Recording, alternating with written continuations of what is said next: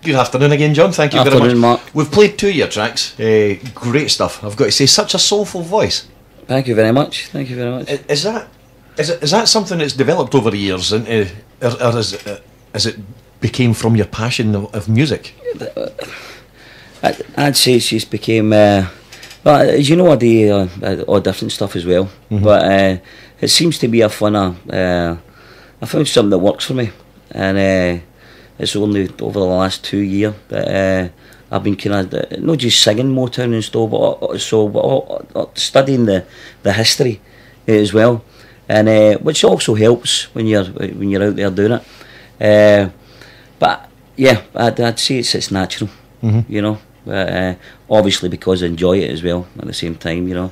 That's it. I mean, what influences in music did you have in your younger years? Well, I was brought up with a lot of Motown and soul, and I spent a lot of time staying in my grand's house as well, so I was brought up with a bit of swing music as well. I also put that in, it depends where you're playing, you know. But the Motown and soul, there's not a lot of folk out there doing it. So I just found there was a wee gap there.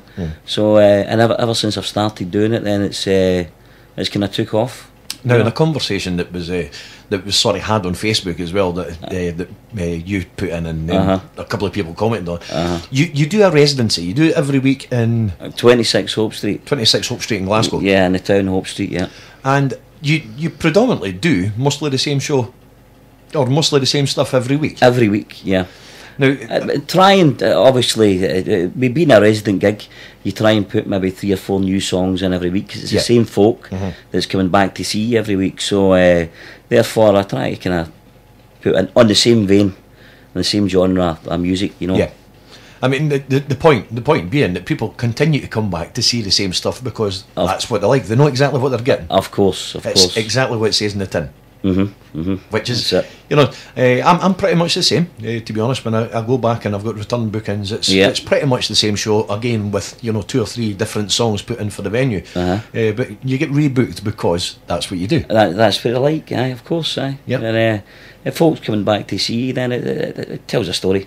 You know, they're enjoying what you do, and it's songs that to me that they're timeless.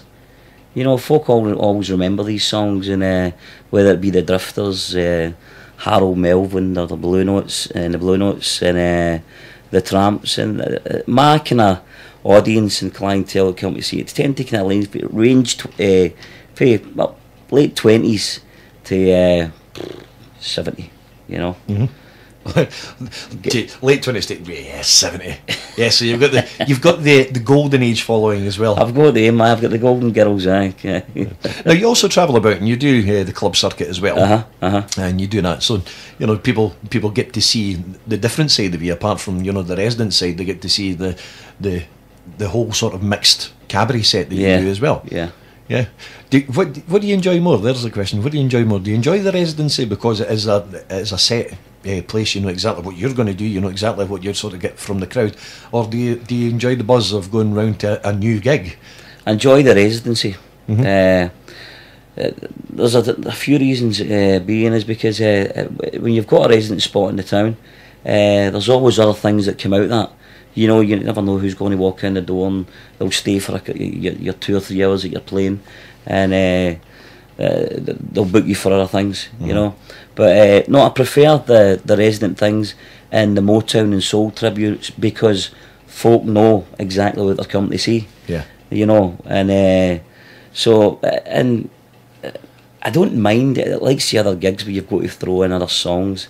Basically, it's to please the people. And you've got to do that, you know. But no, I'm quite stubborn in a lot of ways, you know. As we are, it's like you're picking songs that just you like, and sometimes you're forgetting about, well, does the audience know this one? Or, that was actually a question I was going to ask you. Do you like every song that you sing? Mostly. I've got away with it. There's not a lot of songs that I actually do that I don't like, you know. Apart from it, I don't tend to go towards chart stuff. You know, I'm not really. I think they've all been murdered. I mean, you've said before, murdered in karaoke and things like that. But it's just I prefer what I'm doing. Is because I love the songs. The folk always come back. They love the songs. We get away happy. I'm going away happy. Yeah. I mean, I do a lot of Motown and soul as well. I know. And, you know, and I find, do you know what I find absolutely fascinating is when you're singing in a holiday park or something like that, or you're singing in a club that's got younger kids and, you know, 18-year-olds as well, who sing along to all the old songs. They're singing along to the songs. They're timeless. That's right. Yep. Of course. Timeless songs, and if these songs are getting played in the house, you know, the parents and things, then they're going to pick up on that, you know. And that's what happened to me. I was brought up with Motown and soul, and listening to the swing and the jazz. So as you get older, that's what you start doing. It's all good education, basically in musical terms. It certainly is. Now, I was brought up with listening to Tom Jones and the Beatles and Elvis and Frank Sinatra, because that was the only records that were in the house. However, I started developing my own taste by buying James Brown and the Drifters, and used to go and see the Drifters every single year. Yep. And another band that I bought an album of theirs years and years and years ago, and I thought, that is just exactly what I would like to sing when I'm older, and that was the OJs. The OJs, tremendous. Aye. Yeah, I mean, I don't think people realise exactly how many hits the OJs had, or how many popular songs they've had. Well, when I was in the process of recording the album, I was sifting through songs on YouTube, and the amount of songs, as you say, that the OJs have got, not a lot of folk have heard them, but once they hear them, you've let them hear them, that's great, that's brilliant, but it's only really the hits that they've heard to the OJs. But they're a great act, great singers. They certainly are. And here's your version of Love Train. People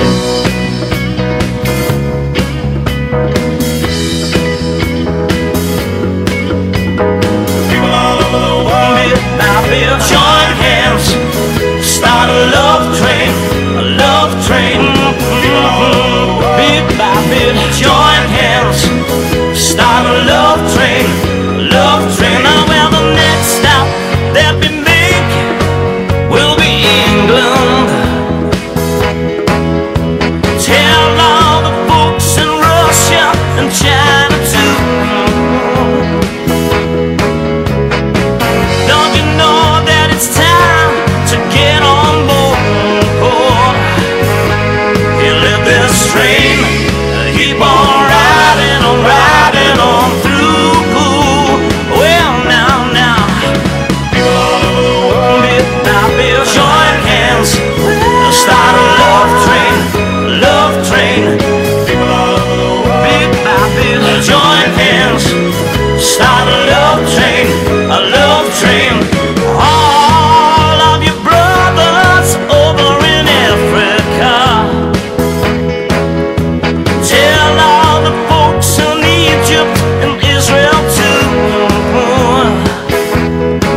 How well at least don't miss the train at the station. 'Cause if you miss it, I feel sorry, too sorry for you. Hell now. People all over the world, bit by bit, join hands, start a love train, a love train. Bit by bit, join hands, start a love train, oh let it ride. Ooh, now baby, let it ride, yeah. Let it ride. Ooh, now yeah, I tell bit by bit, join hands, start a love train, love train. Bit by bit, join hands, start a love train, I will. Bit by bit, join hands, start a love train, I will. People all around the world, join hands, start a love train, I will. Bit by bit, start a love train,